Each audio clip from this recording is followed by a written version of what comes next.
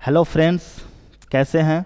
चलिए आज से आप लोगों को हम एम्प्लॉयबिलिटी स्किल के क्वेश्चन कराएंगे क्योंकि इसका काफ़ी डिमांड था। इस वजह से इसको हम शुरू कर रहे हैं। वैसे थ्योरी का क्लास भी आपको पर डे मिलेगी। मैं कोशिश कर रहा हूं कि अब जो है कि आपको आईटीआई ट्रेड का एम्प्लॉयबिलिटी स्किल हो, ट्रेड थ्योरी हो और वर्कशॉप कैलकुलेशन एंड साइंस हो, ये सब का क्लास भी हम कंटिन्यूसली चलाए। और उम्मीद है कि क्लास चलेगी भी। अभी थोड़ा सा दिक्कत हो गया था जिसकी वजह से मतलब टाइम नहीं था, इसकी वजह से क्लास नहीं हो पा रही थी, लेकिन अब क्लास आपको रेगुलर चलेगी। ठीक है, तो चलिए अभी हम लोग एम्प्लॉयबिलिटी स्किल के कम से कम 500 से 600 क्वेश्चन कंप्लीट करेंगे। धीरे धीरे धीरे धीरे मतलब 25 क्वेश्चन का हम लोग सेट करेंगे और इस सेट को कम्प्लीटली हम लोग हर रोज़ करके तैयार करेंगे। और साथ में जब क्वेश्चन मेरा कंप्लीट होगा तो मैं आप लोगों से एक टेस्ट लूँगा और वो टेस्ट आराध्या एकेडमी ऐप पे होगी। आप लोगों को बिल्कुल फ्री कराएंगे और उसमें कोई पैसा आपको देना नहीं है। ठीक है, तो क्लास पे अगर आप पहली बार आए हैं तो चैनल को सब्सक्राइब जरूर कर लीजिए और बेल आइकन को भी प्रेस जरूर कर लीजिए। तो चलिए क्लास को शुरू करते हैं।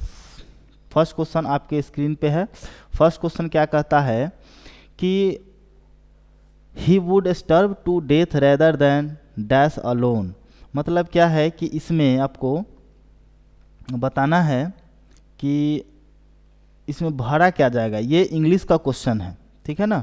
तो ये इंग्लिश का क्वेश्चन है, तो इंग्लिश के क्वेश्चन में आप लोगों को इंग्लिश आना भी चाहिए क्योंकि एम्प्लॉयबिलिटी स्किल में इंग्लिश भी आता है, कंप्यूटर भी आता है, इंडस्ट्रियल साइंस भी आता है, सेफ्टी प्रिकॉशन, ये सब कुछ आ जाता है। तो यहाँ पे परफेक्ट जो होगा वो ऑप्शन देख सकते हैं। ऑप्शन नंबर ए इसका परफेक्ट आंसर हो जाएगा, हैव आस्क्ड अलोन। ठीक है, he would starve to death rather than have asked alone. तो ये इसका परफेक्ट आंसर हो जाएगा। चलिए नेक्स्ट क्वेश्चन की ओर हम लोग चलते हैं। सेकेंड नंबर कहता है कि it was easy to guess what they had been doing. Doing from living होगा, सो एज टू लिव होगा, फॉर अ लिविंग ही सही होगा। ठीक है ना, क्योंकि बाकी सब ऑप्शन परफेक्ट नहीं लग रहा है, तो ऑप्शन नंबर सी इसका करेक्ट आंसर हो जाएगा। चलिए नेक्स्ट क्वेश्चन की ओर हम लोग मूव करते हैं। और एक सेकेंड, नेक्स्ट क्वेश्चन आ गया आपका थर्ड नंबर कहता है कि comprehensive reading means understanding the text. मतलब क्या है कि व्यापक पढ़ाई का अर्थ डैश टेक्स्ट समझना है। मतलब कॉम्प्रिहेंसिव रीडिंग जो होता है उसका क्या मतलब होता है, वो टेक्स्ट को क्या समझाता है। तो वो मौखिक, लिखित, जनरल, ऑडियो। लिखित हो जाएगा इसका परफेक्ट आंसर। ठीक है, कॉम्प्रिहेंशन आपके सामने नया वर्ड नहीं होना चाहिए क्योंकि कॉम्प्रिहेंशन आप लोग हर क्लास में पढ़े हैं। तो कॉम्प्रिहेंसिव का मतलब क्या होता है, जो लिखित रिकॉर्ड होता है ना, जो पूरा उसके बारे में डाटा जो तैयार किया हुआ होता है उसी को बोलते हैं हम लोग कॉम्प्रिहेंसिव रीडिंग। और उसमें जो टेक्स्ट होता है उसका यही मीनिंग निकलता है। तो option number B is the right answer. Next question हम लोग देखते हैं। 4 नंबर क्वेश्चन क्या कहता है कि when the message is encoded in the desired format then it transferred through a medium called. Medium ही कहेंगे। जब मैसेज वांछित रूप में इनकोड किया जाता है तब इसे डैश कहलाने वाले माध्यम के द्वारा मतलब उसका एक माध्यम होता है, बीच का एक माध्यम जो होता है। जब हम कोई भाषा कह लीजिए, जैसे हिंदी टू इंग्लिश, अगर हमको हिंदी हो गया या हिंदी टू इंग्लिश अगर करना है तो इसके बीच में क्या होगा, एक मीडियम आएगा, बीच में एक माध्यम आएगा, तब जा कर के हो पाएगा। तो किसी भी भाषा को एनकोड करने के लिए क्या चाहिए, एक माध्यम चाहिए। तो यहाँ पे देखिए चैनल नहीं चाहिए, मीडियम चाहिए। ठीक है, मीडिया, मार्ग, ये सब नहीं, तो option number B is the right answer. तो चलिए नेक्स्ट क्वेश्चन देखते हैं अब। नेक्स्ट क्वेश्चन क्या है, 5 नंबर क्वेश्चन कहता है कि when you are giving your presentation there must be adequate arrangement of dash. जब आप अपना प्रेजेंटेशन दे रहे हो तब पर्याप्त डैश की व्यवस्था अवश्य होनी चाहिए। क्या चाहिए, ऑप्शन में देख सकते हैं। ऑप्शन कह रहा है कि अंधेरा, प्रकाश, बिजली, वेंटिलेशन। मतलब नहीं, सबसे बेस्ट ऑप्शन क्या है, प्रकाश। जब हम प्रेजेंटेशन दे रहे हो वहाँ पे क्या चाहिए, प्रकाश चाहिए, प्रकाश होना चाहिए।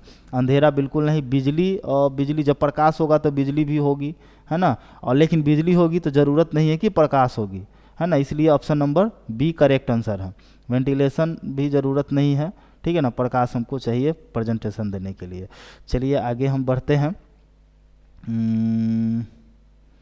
आगे का क्वेश्चन हो गया आपको 6 नंबर का रहा है कि the word which adds more meaning to the noun is called, मतलब वह सब जो संज्ञा से अधिक अर्थ, मतलब संज्ञा में अधिक अर्थ जोड़ता है। जब किसी नाउन में कोई वर्ड को हम जोड़ देते हैं तो क्या करता है, या कोई नाउन में क्या होता है कि जब वो अधिक जोड़ देता है तब उसको क्या कहते हैं, उसको एडजेक्टिव कहते हैं। देख सकते हैं ऑप्शन, देखिए कहाँ है, adverb, action, adjective option number C में दिया हुआ है। तो option number C is the right answer, क्योंकि बाकी जो है आपको ये एडवर्ब क्या है, वर्ब में जब कोई शब्द जुड़ता है तब होता है एडवर्ब, एक्शन ये टेंस में आ जाता है, विशेषण ये हो गया, और नाउन तो नहीं ये होगा। तो ऑप्शन नंबर सी इसका करेक्ट आंसर हो जाएगा। ठीक है, चलिए नेक्स्ट क्वेश्चन की ओर हम लोग बढ़ते हैं। 7 नंबर क्या कहता है कि our dress code is an example of dash communication, हमारा ड्रेस कोड जो होता है किस तरह का कम्युनिकेशन का एग्जाम्पल है। तो ये स्वाभाविक है कि अमौखिक होगा, नॉन वर्बल होगा, क्योंकि कम्युनिकेशन मेनली 2 टाइप्स होते हैं, मेनली मतलब वर्बल और नॉन वर्बल होता है, 2 ही होता है मेन, उसके बाद उसमें कई सारा टाइप्स बनते जाते हैं। तो वो आगे जब आप एम्प्लॉयबिलिटी स्किल का क्लास करेंगे तो उसमें कम्युनिकेशन एक चैप्टर है जो बहुत बड़ी चैप्टर है, और उसमें सारा को जो है कि पूरी तरह से डिटेल से समझाया गया है। तो यहाँ पर तो खैर ऑब्जेक्टिव क्वेश्चन है, तो इसका जो होगा ड्रेस कोड हमारा क्या है, अमौखिक होता है, नॉन वर्बल, जो बिना बोले हुए सब कुछ बोल देता है। ठीक है, चलिए नेक्स्ट हम लोग देखते हैं क्वेश्चन। नेक्स्ट क्वेश्चन 8 नंबर कह रहा है कि application letter is, application letter क्या होता है।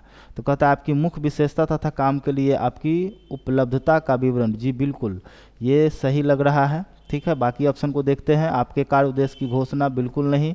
आपकी शैक्षणिक योग्यताओं तथा अनुभवों का सारांश, नहीं। अगर ये होता है तो इसको हम बोलते हैं बायोडाटा, ना कि एप्लीकेशन बोलते हैं, गलत है। उसके बाद आगे आते हैं हम लोग, एक सेकेंड, हाँ आगे है प्रस्तावना, नहीं, ऑप्शन नंबर ए ही आपका करेक्ट आंसर हो जाएगा। ऑप्शन नंबर ए, आपकी मुख्य विशेषता तथा काम के लिए आपकी उपलब्धता का विवरण होता है, your main speciality and your availability for work, यही इसका करेक्ट आंसर हो जाएगा। चलिए नेक्स्ट क्वेश्चन है 9 नंबर। 9 नंबर क्या कहता है, ये photo sensitive device that converts drawing, printed text और other image into digital format. देखिए मतलब क्या है, एक प्रकाश संवेदी का मतलब फोटोसिंथेसिटिव होता है, छोड़ दीजिए, जो कि ड्राइंग और प्रिंटेड टेक्स्ट या किसी इमेज को डिजिटल रूप में बदल देना। इस कौन करता है, तो प्रिंटर तो नहीं करता है, कौन करता है, यहाँ पे ऑप्शन दिया है कीबोर्ड। तो कीबोर्ड तो बिल्कुल नहीं करेगा। कीबोर्ड क्या है, इनपुट डिवाइस है, जो किसी वर्ड को हम टाइप करते हैं, वर्ड को वो डिजिटल रूप में हम दे सकते हैं। प्लॉटर क्या करता है, प्रिंट करता है। स्कैनर हो सकता है, किसी फोटो को या किसी इमेज को, किसी प्रिंटेड टेक्स्ट को वो क्या करता है, डिजिटल रूप में हम बना सकते हैं। तो स्कैनिंग करके हम डिजिटल बनाते हैं, इसलिए ऑप्शन नंबर ये होगा। OMR तो होता है ऑप्टिकल मार्क रीडर, ये नहीं होगा। चलिए आगे हम लोग देखते हैं। 10 नंबर क्वेश्चन है। 10 कहता है कि to enter a formula in a cell in Excel we have to start with which of the following operator. मतलब एक्सेल में किसी सेल में कोई फार्मूला एंटर करने के लिए हमें नीचे दिया गया जो 4 ऑप्शन है, इसमें से कौन सा शुरुआत में ही लिखते हैं, मतलब ऑपरेटर के साथ शुरुआत करनी पड़ती है। तो पहले एस लिखते हैं, या @ लिखते हैं, या इक्वल साइन लिखते हैं, या प्लस का सिंबल देते हैं। तो सबसे सही आंसर है प्लस, क्योंकि जब भी हम एक्सेल सीट में या एक्सेल वर्कबुक में या स्प्रेडशीट में कहिए उसको, कि जब हम कोई चीज़ फार्मूला जब हम लिखते हैं तो सबसे पहला होता क्या है, हमको इक्वल साइन देना होता है। उसके बाद हमको क्या करना होता है, फार्मूला लिखते हैं। जैसे अगर हमको ऐड करना है तो सम लिखते हैं, ब्रैकेट ओपन करते हैं, और उसका लेंथ लिखते हैं, मतलब जहाँ से कहाँ तक हमको करना है। तो जैसे मान लीजिए कि B1 से लेकर के B4 तक हमको ऐड करना है, तो इस तरह से लिख करके और इंटर प्रेस करते हैं, हो गया ऐड। तो यहाँ पे कोई भी फार्मूला जब हम लिखते हैं तो सबसे पहले हमको इक्वल साइन देना जरूरी होता है। ठीक है, चलिए नेक्स्ट आगे हम लोग बढ़ते हैं। 11 नंबर क्वेश्चन क्या कहता है कि Microsoft word is an example of the following. मतलब माइक्रोसॉफ्ट वर्ड जो है कि निम्न में से किसका उदाहरण है। समझ लीजिए, माइक्रोसॉफ्ट क्या है, एक कंपनी है। माइक्रोसॉफ्ट एक कंपनी है जो सॉफ्टवेयर बनाती है। अब इसमें पूछ रहा है कि वर्ड क्या होता है। तो वर्ड जो होता है वो एप्लीकेशन होता है, ठीक है।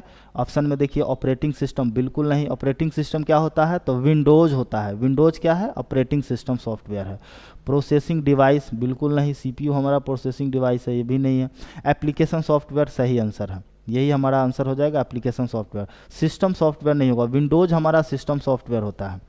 विंडोज़ हो गया, यूनिक्स, लिनक्स, इस तरह का जो भी सॉफ्टवेयर होता है वो सब होता है सिस्टम सॉफ्टवेयर। और सिस्टम सॉफ्टवेयर पे जो काम किया जाता है, जिस एप्लीकेशन का यूज करके, उसको एप्लीकेशन सॉफ्टवेयर कहा जाता है। जो वर्ड आता है, जैसे एग्जांपल में हम ले सकते हैं M S Word, M S PowerPoint, M S Paint, इस तरह का एम एस एक्सल, ये सब क्या है, ये एप्लीकेशन सॉफ्टवेयर आता है। आगे हम लोग देखते हैं नेक्स्ट 12 नंबर क्वेश्चन क्या कहता है कि dash program compress large file into one small file. हाँ, तो यहाँ पे ऑप्शन दिया हुआ है विनजिप। विनजिप ही इसका सही आंसर हो जाएगा, क्योंकि बड़ी फाइल को छोटा फाइल में कंप्रेस करने का काम कौन करता है, विनजिप ही करता है। तो इसका आंसर हो जाएगा विनजिप, ठीक है। नेक्स्ट क्वेश्चन की ओर हम लोग बढ़ते हैं। नेक्स्ट क्वेश्चन हमारा आता है और आगे, हाँ 13 नंबर क्वेश्चन क्या कहता है कि control plus C is use for. Control plus C का उपयोग हम किस लिए करते हैं, कंट्रोल प्लस सी मतलब कॉपी करना। तो यहाँ पे देखिए ऑप्शन दिया है ए, सिलेक्ट किए हुए टेक्स्ट को कॉपी करने के लिए, बिल्कुल सही, यही हमारा सही आंसर हो जाएगा। आगे है सिलेक्ट किए हुए टेक्स्ट को कट करने के लिए। कट करने के लिए हम कंट्रोल प्लस एक्स का यूज करते हैं, ठीक है ना। कंट्रोल प्लस एक्स से क्या हो जाता है, सिलेक्ट किया हुआ चीज़ कट हो जाता है। सी कहता है कि सिलेक्ट किए हुए टेक्स्ट को पेस्ट करने के लिए। पेस्ट करने के लिए क्या करते हैं, कंट्रोल प्लस वी प्रेस करते हैं तो पेस्ट हो जाता है। और लास्ट है सिलेक्ट किए हुए टेक्स्ट को प्रिंट करने के लिए। प्रिंट करने के लिए हमको क्या करना होता है, पी, कंट्रोल प्लस पी हमको प्रेस करना होता है, ठीक है ना, कंट्रोल प्लस पी। तो ये हो गया। आगे बढ़ते हैं हम लोग। आगे है 14 नंबर क्वेश्चन। 14 नंबर क्या क्वेश्चन कहता है कि